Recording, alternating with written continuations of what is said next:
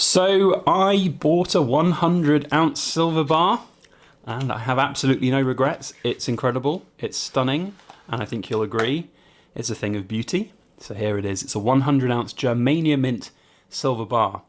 So why did I buy this? Especially when you factor in that I had to pay a boatload of tax when I did. I still love it, and I'm going to tell you why in today's video.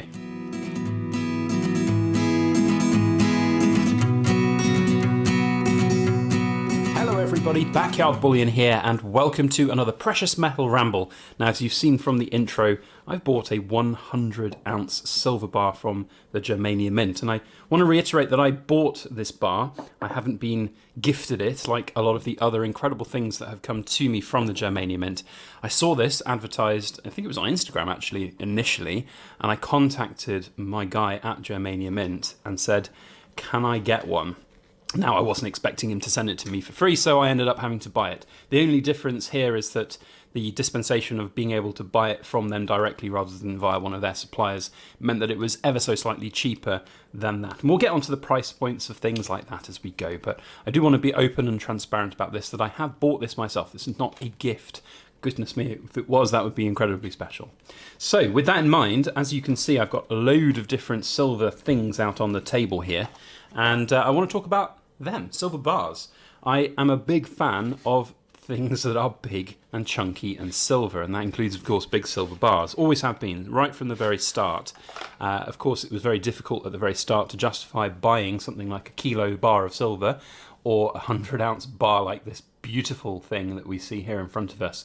So coins it was to begin with, but I remember getting hold of my first big bar of silver, and I just fell in love immediately. I was hooked straight away. So bars versus coins is one of the big topics that a lot of silver stackers often struggle with, often have mixed emotions and mixed feelings about.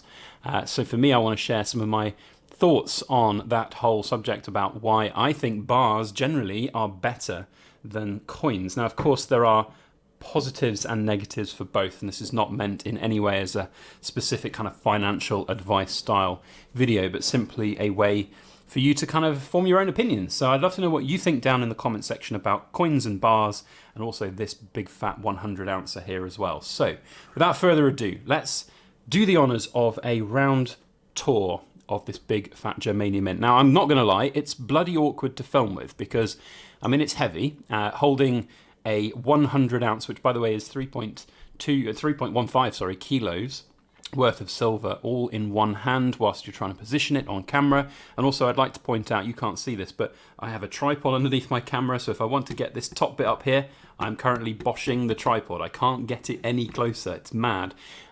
So this is really nice, I like these. I've seen 100-ounce bars before, I've got a couple of the big Baird & Co ones, I've seen quite a few of them in my time in fact, and they're wider and not as tall.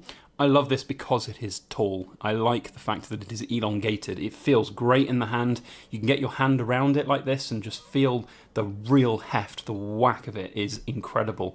Now, you'll see that I've got a lot of fingerprints on this bar already. That's one of the things I like about bars, is that you can just handle them. My only criticism of this product, and I want to be fair and open and honest about criticism, is that when it arrived, there was a huge tear in the plastic saran wrap that is on it. And normally for something like this, well, for a bar I don't really care. A lot of the bars that I buy, I think there was one on this Degussa bar when I got it as well, I just take the cellophane off. So I probably would have taken the cellophane off anyway because I think they look better without them on. But this is a premium 100-ounce bar. I say premium, it's not that much premium, but it has a bit of premium to it. So keeping that on probably would have been more sensible, but the decision was made for me because the plastic was already off and it was flapping around. So that's my only kind of critique of this product. But beyond that, I love it. I think the cast nature of it is fantastic. The ripples, you can see the beautiful ripples on this one. Of course, they'll vary from bar to bar. There's no way that they'll be exactly the same for every single one. But generally speaking, really happy with the way this bar looks.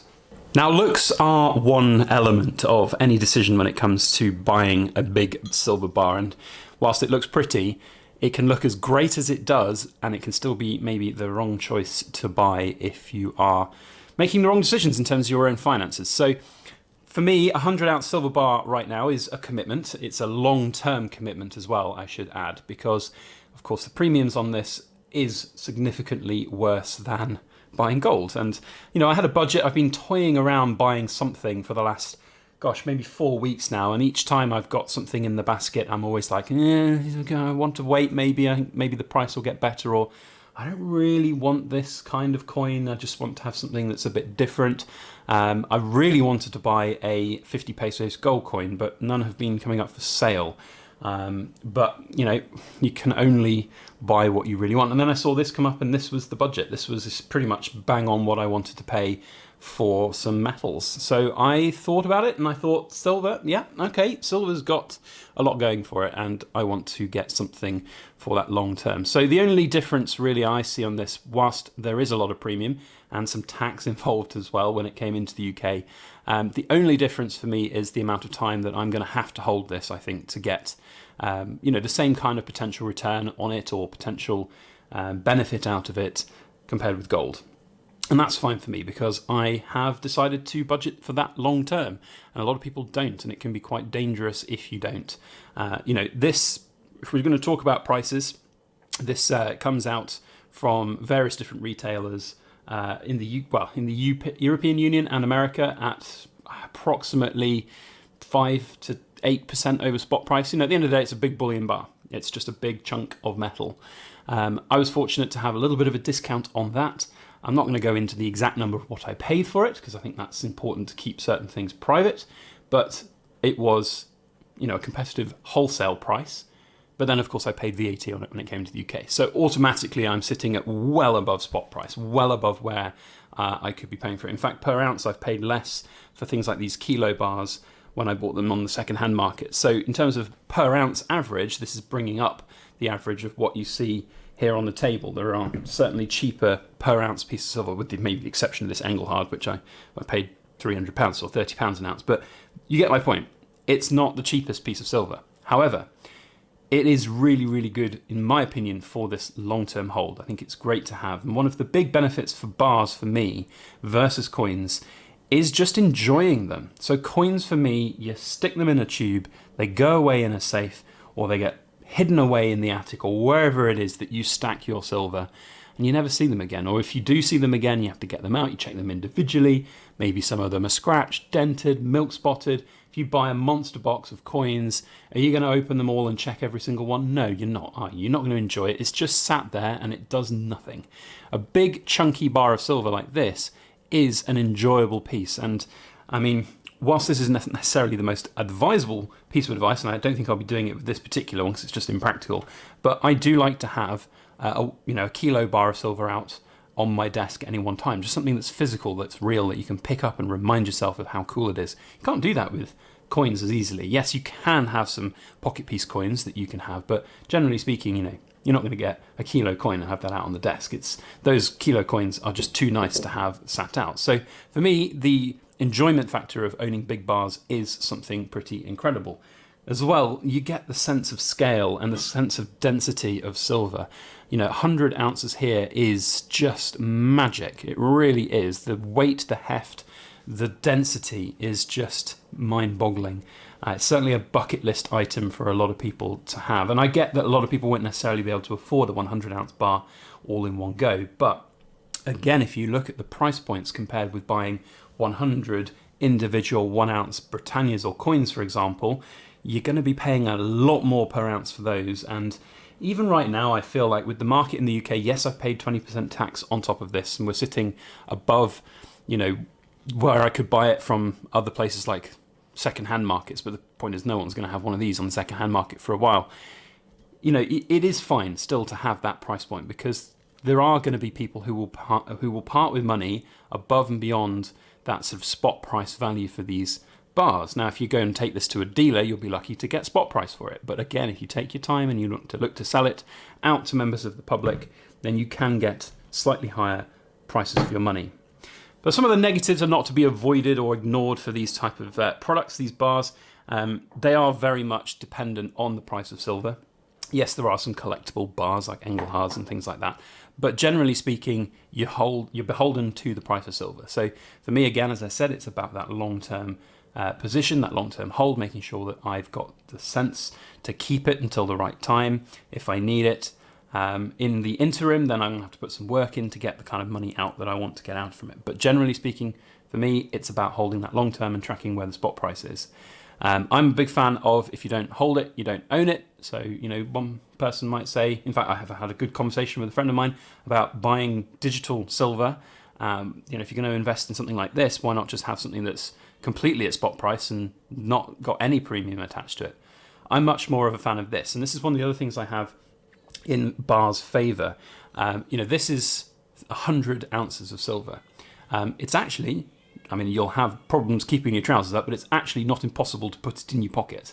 Now, with coins, you're going to be either in capsules or in a tube, which causes a lot more additional space requirements. If you try and put 4 tubes of, or in fact 5 tubes of Eagles, think of that, 20 in a roll, that's going to be pretty difficult to just grab and put in your pocket. Whereas this, you can just, oh, right, there we go, off you go in an emergency if you need it. It's a lot easier to transport, it's a lot easier to have and just move around and store. Storage is another question that I get asked a lot, whether or not, you know, if you have a monster box, where do you store it? How do you store it? Can you fit the whole thing in a safe? Well, it takes up a lot more space. Now, when you're factoring in a 500 ounce monster box, space, you know, maybe it's not a big problem for you. Maybe you've got a big enough house and you can actually have the space that you need. But for me, I've always found that bars are, I mean, stacking is the word here.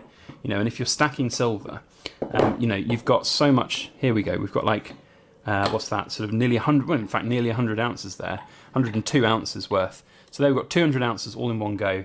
And I think you'll find that it's quite sort of efficient space saving. Now, that's not a big factor for some, but it is important for others. And for me, I think it is quite a good thing in Bar's favour.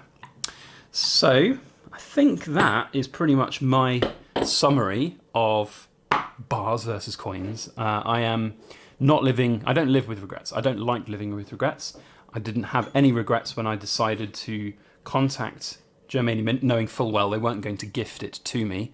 But when I got it at, you know, this competitive wholesale price, I felt good about that. I felt less good about having to pay the big import tax when it was imported to the UK. But that's life, you know, taxes are part of life, unfortunately, and I don't think that that's going to impact me. For me in the UK, if I emigrated to the US and brought this with me to the US, I'd be beholden to market prices there, and this wouldn't be as good. But I think for me in the UK, this is a good buy, and it's certainly something I didn't expect to buy maybe this time last year, but with silver price being where it is, I think it's a nice decision for me to do. So yeah, there we go. Thanks for watching. I hope you've enjoyed this video. If you're a BYB Rambling Society member and you've watched all the way to the end of this video, then you know what you are. You're cool. Thank you for watching.